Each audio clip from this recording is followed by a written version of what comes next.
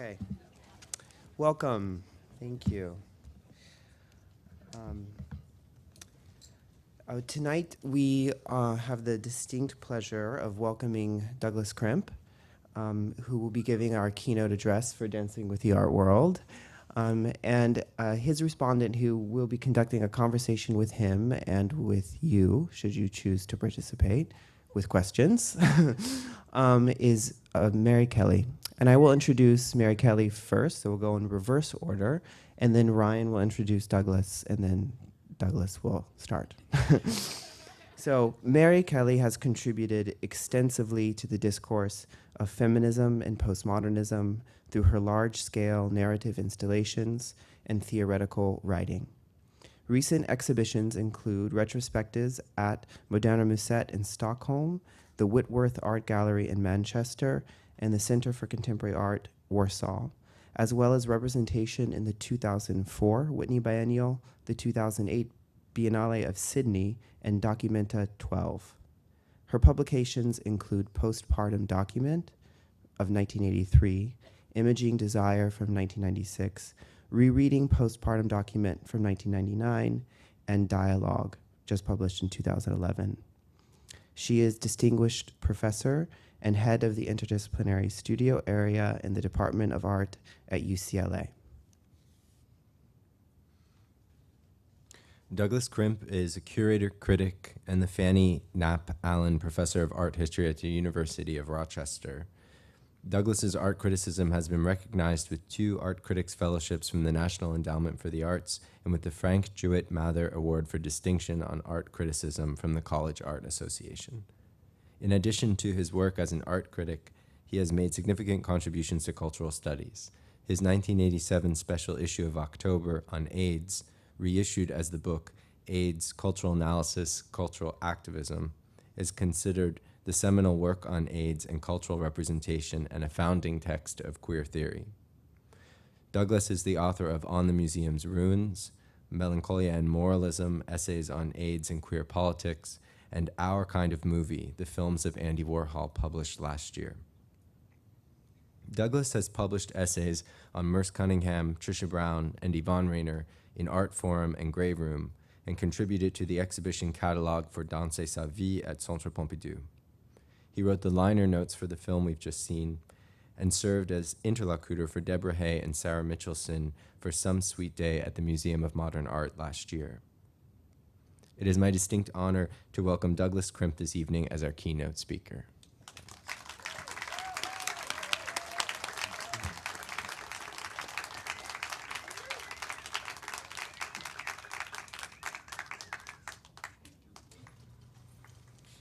Thanks very much. Thank you especially to Ryan and Brennan for inviting me. And thanks to Mary in advance, and to Andrea for advising, and to Anne and Annie, and to all of you for coming.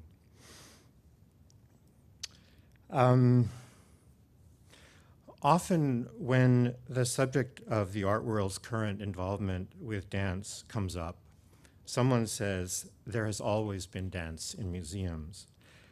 But so far as I can determine, that's not the case. Not being a specialist in dance history, I consulted Mark Franco, who's one of our foremost dance scholars, and he said that he could think of nothing prior to the 1960s. The most interesting precedent I know of, he wrote to me, is Danya Foyer's 1965 play for a museum, which was drastically shortened, I'm afraid, but still rather long, I'm also afraid, of my memoir Before Pictures. And the title of the chapter is Agon. Symphony in C is one of George Balanchine's finest ballets. Made for the Paris Opera in 1947 to a newly discovered Bizet symphony, it was originally called Le Palais de Cristal. Leonor Fini designed its set and the differently colored costumes for each of its 4 movements. But when Balanchine restaged it for Ballet Society, which was the predecessor of the New York City Ballet, he stripped it of its decor and danced the 52 dancers in black and white. Black tunics for the men, white tutus for the women. The first time I saw it, I resisted its charm. Seeing it now, I don't know how I could have, but it was undoubtedly connected to my affair with a brawny black modern dancer. I remember saying, "It's too ballet blanc for my taste," even though I didn't know what ballet blanc meant at the time. I had been taken to the ballet by Veronica Gang, a New Yorker humor writer and avid city ballet goer. To entice me, she told me that Balanchine created wonderful, constantly changing patterns of dancers on the stage. She couldn't have been more right about that, but I didn't appreciate the genius of it immediately. Not long after that first encounter with City Ballet, I entered the PhD program in art history of the CUNY Graduate Center, which was then the only one, believe it or not, in which it was possible to specialize in contemporary art and criticism. Two former Art Forum critics, Rosalind Krauss and Robert Pincus Witten, taught there. I knew Rosalind slightly, and it was with her that I wanted to study. At the Graduate Center, I formed a strong bond with Craig Owens, a classmate who had also come to study with Rosalind. Like me, Craig was gay, but he was several years younger than me and several inches taller. He was also a balletomane, and under his guidance, I was won over to Balanchine, although my initial skepticism continued in several respects, at least for a while. I didn't like tutu ballets, and I especially disliked story ballets. These weren't so much an issue at New York City Ballet, though, because many of Balanchine's works were performed in practice clothes, and most had no explicit story. I quickly came to appreciate the starkly modernist works, such as The Four Temperaments, Agon, and Episodes. But there were also a couple of exceptions in the lushly romantic Serenade and La Valse, both of them costumed by Korinska in romantic-style ankle-length tutus, and both telling ambiguous, haunted tales. La Valse is probably the least likely ballet for me to have loved so unreservedly at first sight, but maybe I can explain it. Let me say to start that the more I understood about Balanchine, the more I realized that the term modernist applies to his work in general, and not only to ballets choreographed to music by modern composers such as Hindemith, Stravinsky, and Webern, and containing deformed classical movement in which sharp angles replace soft curves, legs turn in as well as out, feet are flexed as well as pointed, and extensions are stretched to the breaking point. But initially, it was only ballets of the Agon type that I apprehended as modernist. Agon, from the Greek for contest, has a commissioned serial score by Stravinsky and is performed in black and white tights and leotards on a brightly lit stage with a backdrop blue as the sky on a crisp, clear day. The choreography is rigorous publicly. Denby wrote simply, "The fact that Miss Adams is white and Mr. Mitchell Negro is neither stressed nor hidden. It adds to the interest." When I first saw Agon, there were no black male soloists in the company. Suzanne Farrell and Peter Martins danced the performances of it that made the ballet a touchstone for me.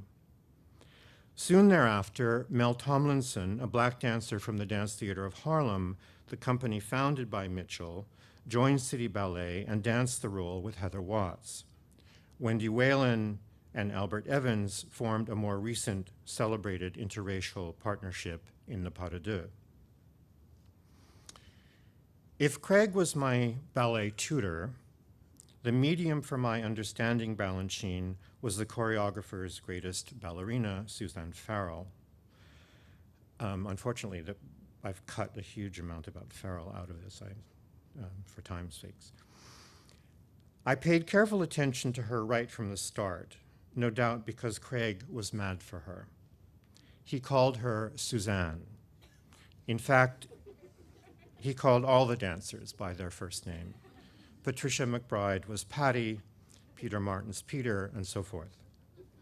Of course, Craig wasn't the only ballet goer who adored Farrell. Nearly everyone who was a regular at City Ballet in the late 1970s was as much a Farrell fan as a Balanchine fan. I remember several examples of Craig's Farrell obsession. One involved an ongoing argument with a young woman who was a Patricia McBride fan. McBride was Farrell's opposite, both in physical type and as a dancer.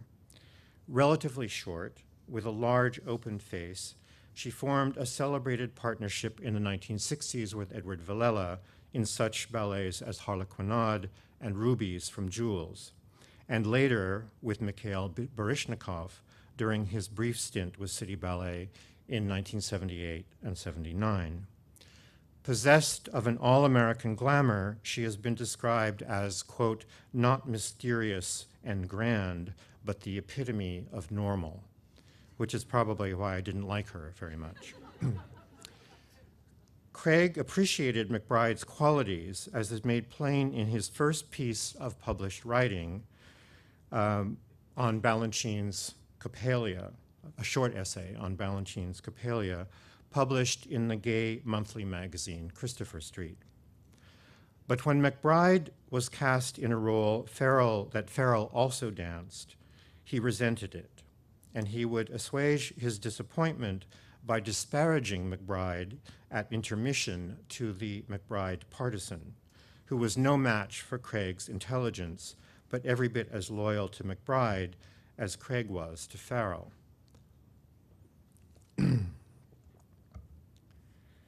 The other example was more unsettling. In the summer of 1979, Craig got a dream job. He became the replacement dance critic of the Albany Times-Union for the New York City Ballet's 2-week summer season at Saratoga. This meant that he could cover Farrell's performances, and he did so in glowing, if necessarily brief terms. And I quote just a couple of passages from Craig's reviews of City Ballet from that period. Quote, Farrell has danced beautifully at every performance this week, but Friday night she was magnificent in Balanchine's Tchaikovsky Pas de Deux. The sweep of her line in arabesque, the breadth of her arms in the lifts, the security of her balances were breathtaking.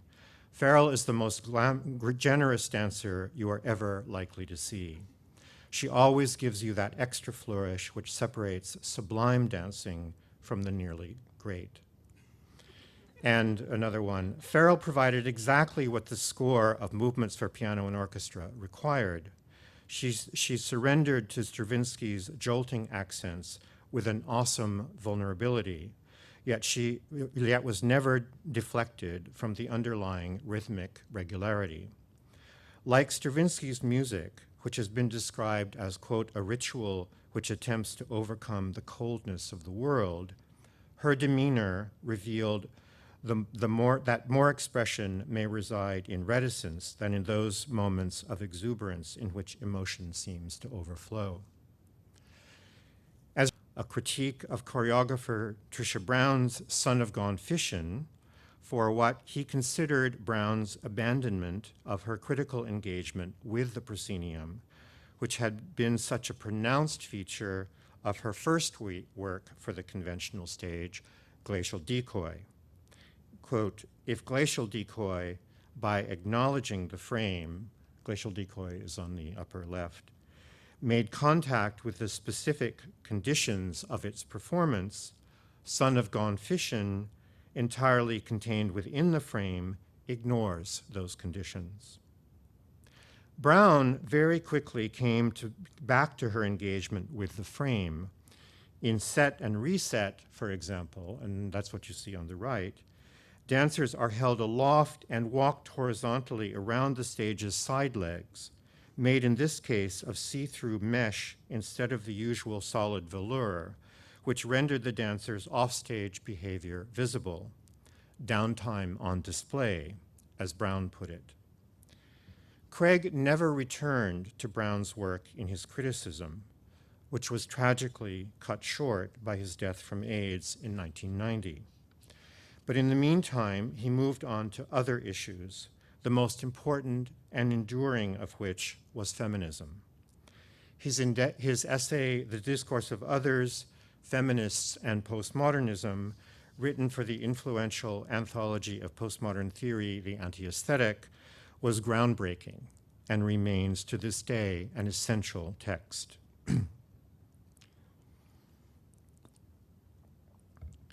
I was never as fluent with continental theory, not to mention the French language, as Craig. But there was nevertheless a moment when the two of us worked very, very much in concert. We both took a course on photography taught by Rosalind in the fall of 1977, and like Rosalind herself, we were eager to apply our interest in theory to this burgeoning new field of study. The question of photography's relation to art had been much debated in the 19th and early 20th centuries, but with the exceptions of Roland Barthes in France and Alan Sekula in the United States, little in the way of theoretical perspective had been brought to bear on the question more recently.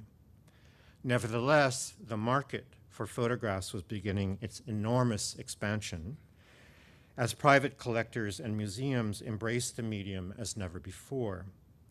So Rosalind, Craig, and I sought to remedy the situation by producing October's very first special issue, to which each of us also contributed an essay. All of us attempted to theorize photography as a language, and all of us relied to some degree on Derrida. Rosalind on the notion of the trace as it figures in both in linguistic theory and in Derrida's essay on Mallarmé, The Double Session, Craig on the mise en abîme, and I left my reliance on Derrida implicit, a measure of my relative insecurity with his work. Craig and I made versions of essentially the same argument, that photographers had developed a photographic language through processes of doubling, such that photographs could be read as images of photography itself. Thus, for example, in Photography on the Beam, Craig wrote of Walker Evans's photograph, Carrie Ross's Bedroom of 1932, that, quote, "What we recognize in this photograph, despite its claim to transparency, is an image of the photographic process. This scene must have appeared as a photograph even before Evans exposed it." My essay, Positive Negative, concludes with a passage on a photograph by Edgar Degas of his niece Odette, and I quote a bit from this essay. "This is a photograph of the photogenic, everything already resolved into black and white. Even Odette's cute smile is so resolved. She is that age when children lose their baby teeth, and her smile reveals the gaps where two of her incisors are absent. Looking at the photograph now, I realize that it's not her incisors, but her canine teeth that are missing. The preponderance of lace in this photograph is a pun on that smile. Across to Lincoln Center Plaza to American Ballet Theater, where choreography is thought to be secondary. The condescension toward ABT and the balletomania it inspired was something I unthinkingly shared, even though I had almost no experience of the rival company. The sense of superiority was easy to absorb, imparted as it was by City Ballet's famously intellectual audience during intermission conversation. But I very much regret now that I participated fully in city ballet chauvinism in the past, which prevented me from seeing as much as I might have of Baryshnikov in the repertory in which he excelled. Although I did see Natalia Makarova once or twice, I missed out entirely on such great ABT dancers as Carla Fracci, Cynthia Gregory, and Gelsey Kirkland, a high price to pay for buying into other people's snobism. It wasn't a question of snobism alone, though. My eye had been trained on Balanchine's stripped-down ballets, and I found myself unable to focus on the dancing amidst the sets, props, costumes, and supernumeraries in the traditional 19th century story ballets that formed the foundation of the ABT repertory, and still does. I had no understanding or appreciation of mimed sequences. I much preferred the pure dance white acts, whence Ballet Blanc, but even then I missed Balanchine's bare stage and practice clothes, which brings me back to La Valse. La Valse is less a story than an atmospheric allegory, but of what exactly? Phrases from John Martin's New York Times review are suggestive. This is clear back when the ballet premiered in 1951. Piquant decadence, sickly hedonism, dainty madness. Choreographing the work to Maurice Ravel's Valse noble et sentimentale and La Valse, Balanchine returned in it to ballet romanticism, especially to the equation of dancing with death. La Valse is constructed of a series of 8 waltzes danced variously by 3 women, possibly the Fates, and 4 couples, together with a figure of death. The lead ballerina, originally Tanaquil Leclerc, Farrell, when I first saw it, wears white. All of the other women wear tutus that are among Karinska's most dazzling creations. Essentially reinterpretations of the romantic tutu through the lens of Dior's new look, they have long gray bodices and skirts made of layer upon layer of different colors of tulle, orange, red, pink, and lavender. The top layer is gray, like the bodice, and at first you think the skirts are a sort of muted crimson. But as the dancers move, you constantly catch flashes of the half spectrum of colors underneath. The women also wear long white evening gloves, which accentuate the angular arm movements that form an integral part of the choreography. All of the men are dressed in black, which makes the figure of death indistinguishable from the others at first. Francisco Moncion danced the role of death when La Valse premiered in 1951, and he was still dancing it when I saw it in the mid-1970s. His seduction of the decadent girl in white takes the form of reclothing her in black. Black gloves to cover her white ones, a black tulle robe over her white gown, a black necklace, a black bouquet. He then dances her to death and drops her lifeless body on the ballroom floor. Why was the girl in white referred to as decadent? No doubt because Leclerc danced it that way. According to Moncion, and I quote, "The quality Tanny gave to the character was a kind of discontent and then an avidity, not really greed, for reaching out to something new, a discontent not assuaged by the man she has met," that is in the 8th waltz, who is another dancer. Somehow, with the death figure, it is the allure of the unknown that tantalized her, Balanchine as the be-all and end-all version of ballet history. So is Balanchine then the problem? Perhaps rather it is the dominant view of Balanchine as Apollonian, neoclassicist, upholder of ballet as a pure dance art form. As Franco asserts, Apollo's Angels is a popular rewriting of Slavicist Tim Scholl's scholarly study from Petipa to Balanchine, classical revival, and the modernization of ballet. Franco praises Scholl's book as, quote, a brilliantly presented theory of retrospective modernism, which Homans turns into a standard teleological history. It is certainly true that Homans narrating history as if Nietzsche's and Foucault's genealogical critiques had never been written, locates the origin and telos of ballet in the ballet de cour. Louis XIV identified himself with the god Apollo and danced the role in court ballets. But in spite of its more genealogical conception of classicism, Scholl's book is also tendentious in its arguments and conservative in its conclusions, particularly in its correlation of Balanchine's choreography with the Russian Acmeist poets.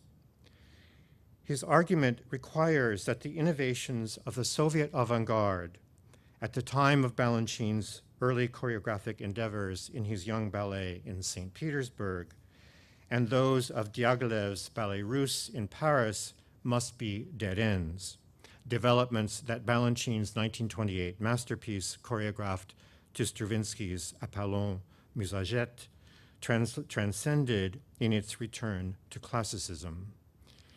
The ballet, of course, was retitled later as Apollo. Scholl faults Diaghilev, Fokine, and Nijinsky. Perhaps tellingly, he never mentions Nijinsky, the great woman choreographer of the period and also considered a neoclassicist, for their perpetuation of two of symbolism's central influences, Wagner and Nietzsche, or more specifically, the Gesamtkunstwerk and the Dionysian principle. The former supposedly resulted in the displacement of choreography and dance technique by music and decor. And here I show you Benoit's decor for Petrushka. And the latter, a repudiation of the vocabulary of the danse d'école that brought in its wake what Scholl describes as, quote, a kind of Dionysian erotomania. Scholl claims that Apollo is Balanchine's direct response to Nijinsky's Afternoon of a Faun, particularly the latter's flattening of stage space and Nijinsky's final masturbatory gesture, which you sort of see here in this famous Baron de Meyer photograph. Scholl underscores his point with the conclusion of Nikolai Minsky's review of the Afternoon of a Faun, quote, Apollo cedes place to Dionysius and the curtain falls. Scholl's next chapter begins, as the curtain rises on George Balanchine's Apollo, the eponymous god stands center stage in profile, his right arm extended above and behind him, the left holding a long-necked lute that rests on his hip. Apollo's right extended arm begins to swing in large circles, strumming the lute. The gesture is autoerotic, though its implications have gone politely undiscussed in the criticism.